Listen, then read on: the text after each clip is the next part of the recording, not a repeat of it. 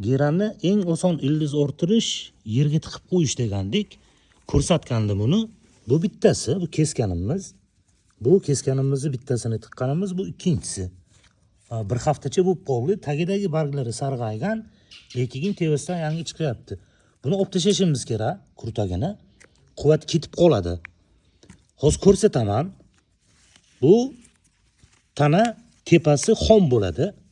Zap-zangor, ushlasangiz yumshoq bo'ladi. Bunisi qotgan tana bo'ladi. Qotgan tanani olamiz.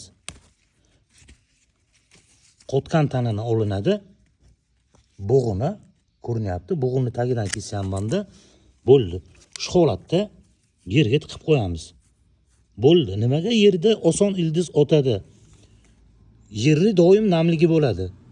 Agrotingizga suv berganingizda, agrotingizdagi suvni o'zi yetarli bo'ladi bunga. Oshiqcha suv berishingiz shart bo'lmaydi. Bu yana bittasi. Agar hozir men bu yerdan kesadigan bo'lsam, bu chirib ketadi. Bu qotgan tana. Shu yerdan olaman, kesaman-da, bo'ldi. Xuddi shu turishda yerga tiqib qo'yamiz. Bo'ldi. Xudo xohlasa muammosiz ildiz otadi. Agar gullayotgan bo'lsa, kurtagini olib tashlash kerak bo'ladi. Bo'ldi. Hech qanaqa muammolarsiz ildiz otadi. Agrodga suv berasiz, o'shani o'zi yetarli bo'ladi.